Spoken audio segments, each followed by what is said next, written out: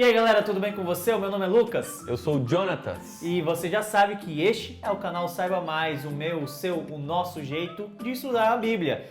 E hoje nós vamos falar sobre uma pessoa que ficou infeliz com o sucesso. Como é que pode isso? Será que é possível? É sim. Bom, é possível sim, e obviamente só lembrando que este vídeo faz parte de uma série de 4 vídeos que nós fizemos sobre o livro de Jonas. Já estou dando a resposta, foi Jonas que ficou infeliz com o sucesso. Por quê? Uma loucura aparentemente, não é verdade?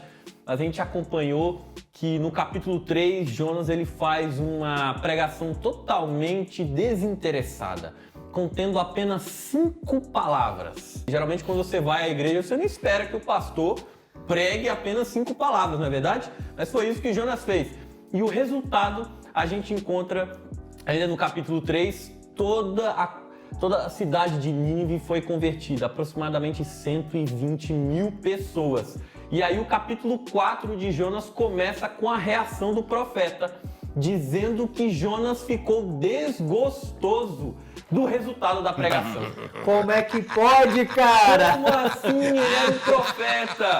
O trabalho do profeta é pregar para que as pessoas se arrependam. Mas agora Jonas ficou indignado porque as pessoas se arrependeram e Deus não destruiu Nínive. A gente pode achar estranho, mas tem muita gente hoje em dia que teria a mesma reação de Jonas. A gente vai ver o porquê. Lá no capítulo 4 tem um motivo pelo qual Jonas ficou desgostoso. Continuando ali, o versículo 1 já fala que ele ficou profundamente descontente, com isso enfureceu-se. Versículo 2, ele orou ao Senhor e disse: Senhor, não foi isso que eu disse quando eu estava em casa? Foi por isso que me apressei em fugir para Tarsis.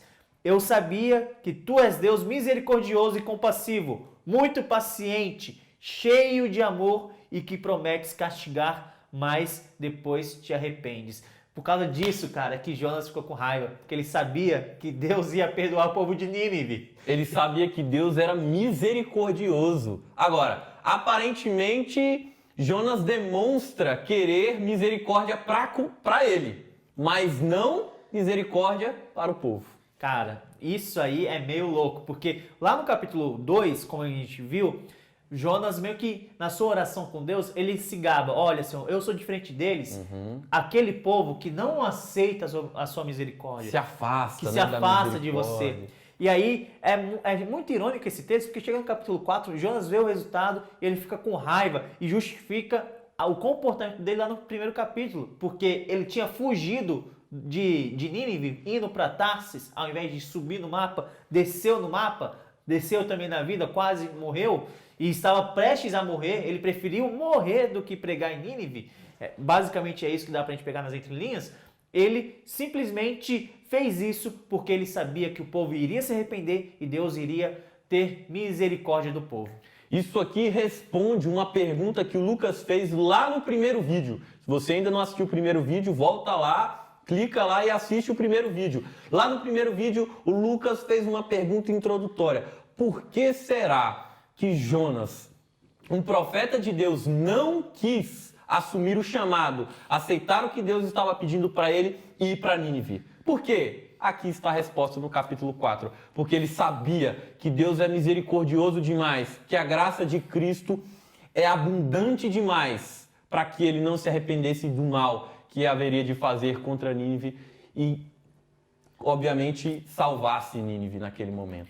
Tem uma coisa muito interessante que a gente já havia falado no vídeo anterior, que é o capítulo 3 de Jonas, que é a relação de que, ao mesmo tempo que Jonas pregava para as pessoas, era o próprio Jonas que era convertido. Deus estava utilizando Jonas não somente para pregar, mas também estava utilizando a pregação de Jonas para ensinar uma lição de Jonas. E aqui fica muito claro, a partir desse diálogo que é estabelecido entre Jonas e Deus até o fim do capítulo 4.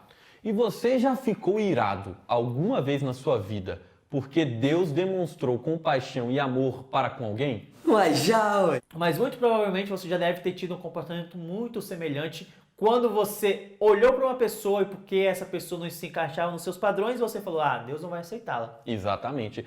E Jonas ficou tão indignado que ele diz no versículo 3 do capítulo 4: Peço-te, pois, ó Senhor, que tire a minha vida, porque melhor é morrer do que viver. Jonas não conseguia viver com o fato e aceitar o fato de que Nínive havia sido salva. E ele prefere morrer do que viver. Olha que atitude do profeta. Nem parece aquele profeta que lá no capítulo 2 fez uma oração, um salmo, agradecendo a Deus porque na angústia dele ele tinha clamado e Deus tinha respondido e livrado ele da morte. Dizendo que oferecer sacrifícios, né, holocaustos, etc., que os holocaustos na Bíblia significam uma ação de graças, né? É algo em desconexão. E a gente encontra essa ironia muitas vezes aqui no livro de Jonas. O que o profeta fala não condiz muitas vezes com o que o profeta vive, com as ações. Será que na sua vida você tem vivido isso também? Não. Bom, vamos continuar no texto. Cara, parece que Jonas não tinha entendido qual era o real propósito por trás dele ter ido até Nínive. Então, o que Deus faz? Jonas, então, lá, meio que com depressão, não sei se ele chegou a ter uma depressão, mas com vontade de morrer ele tinha. Ele chegou lá e ficou sentado a leste da cidade. E ali, o que acontece? Deus faz surgir uma planta. Ih, caramba! Lá no versículo 6, a gente não sabe que tipo de planta é essa, na verdade, mas diz que fez surgir uma planta. Que deu uma sombra. Opa, deu sombra. Sombra e água fresca, é isso que muita gente quer. E aí o texto diz o quê? Jonas, pois, se alegrou em extremo por causa da planta. Olha só, essa é a primeira vez, desde o princípio do livro, que Jonas aparece contente. Aparece feliz. Ele se alegra. Por quê? Porque uma planta nasceu e estava trazendo conforto para ele. Mas batizar 120 mil pessoas ele não fica, aí fica com raiva. Por essa, bicho, não faz sentido essa atitude do profeta. Bom, e aí, o que acontece com a planta? Mas a planta deu ruim, né? E aí diz que, mas Deus, no dia seguinte, ao subir a alva, enviou um verme, o qual feriu a planta, e esta se secou. É interessante perceber que desde o primeiro capítulo, Deus usa os elementos na natureza que ele criou e que ele controla para falar com o profeta. E ele não percebe, cara. É incrível. Ele até percebe que, tipo, pode ser uma ação de Deus aquilo ali, como a gente viu na questão da chuva, da tempestade, mas ele não entende a mensagem por trás, cara. E o que é mais louco é que em todos os momentos, os elementos na natureza respondem ao comando divino. O único que não responde ao comando divino é Jonas. É Jonas. Até mesmo quem não acreditava em Deus responde ao comando de Deus. É bem isso aí mesmo. E aí o texto continua dizendo que ao nascer do sol, né, Deus mandou um vento calmoso oriental, o sol bateu na cabeça de Jonas de maneira que desfalecia, pelo que pediu para si a morte, dizendo: melhor me é morrer do que viver. É verdade. Quer dizer, às vezes não. Novamente o profeta aparece num contexto depressivo. Por quê? Porque a planta que estava trazendo alegria para ele havia se secado. E agora novamente o profeta quer morrer. Mesmo ali de cima, avistando toda uma cidade de 120 mil pessoas que havia sido livrada. Por quê? Por causa do sol quente na cabeça dele. Imagina se ele morasse em algumas regiões do Brasil, tipo Palmas, Cuiabá. Rapaz...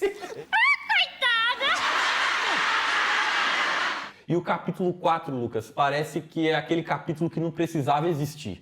Não é verdade? A história teria acabado de forma linda no final do capítulo 3. 120 mil pessoas batizadas, o maior sermão da história. Acabou. Fechou. Mas tem o capítulo 4, né? Tem o capítulo 4, demonstrando ainda o sentimento do profeta, mas... sobretudo, o diálogo que Deus estabelece com o profeta no capítulo 4, que se linka com o capítulo 2 também, onde o profeta fala com Deus, e através desse diálogo a gente pode ver o interesse que Deus tinha na vida do profeta. Deus sempre buscando dialogar com o profeta através da natureza, como eu citei, através da planta, né? Enfim, Deus sempre tentando alcançar o coração do profeta para que ele fosse convertido.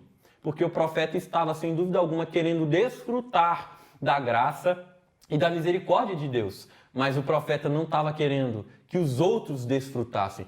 Quantas vezes a gente não vive dessa forma, não é verdade? E ali no final do capítulo 4, no versículo 10, a gente tem a resposta de Deus para Jonas, perguntando para ele se ele tinha algum motivo para ficar furioso. E aí Jonas fala que sim, porque a planta morreu, ele tinha vontade até de morrer também. E aí o Senhor responde para Jonas no versículo 10, você tem pena dessa planta, embora não a tenha podado, nem a tenha feito crescer.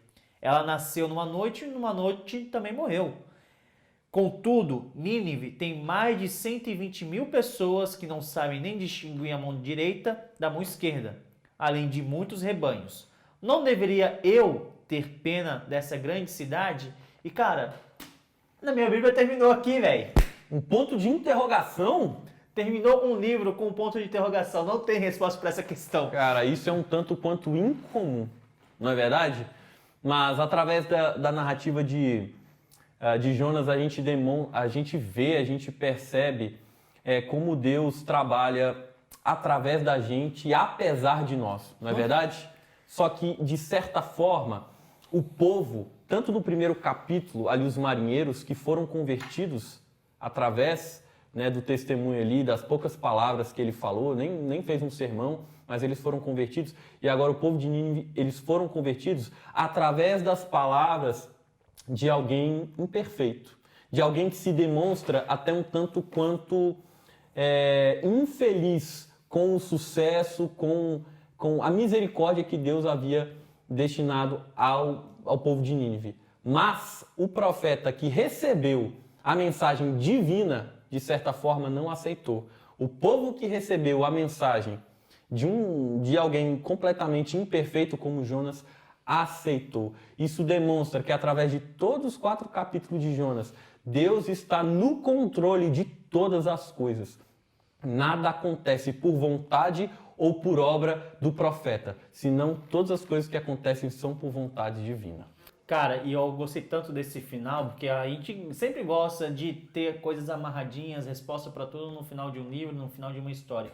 E Jonas, ao invés de terminar bem a história lá com o final feliz no capítulo 3, não, tem esse capítulo 4, que além de mostrar o descontentamento de Jonas com o sucesso dele, este capítulo 4 também termina com uma pergunta. A gente vê no capítulo 4 que Jonas estava mais preocupado com as coisas, sobretudo as coisas que lhe traziam conforto como a planta, do que com as pessoas que foram convertidas. E muitas vezes nós vivemos a nossa vida dentro dessa realidade. Ah, você tá pegando pesado. Ninguém faz isso, né? Será? Ninguém se preocupa mais com coisas do que com pessoas. Fica para pensar, né? Fica para pensar. E, gente, uma última questão aqui. O livro de Jonas poderia muito bem ter terminado ali no capítulo 3, com um final feliz. Com Jonas tendo sucesso. Só que não para por ali.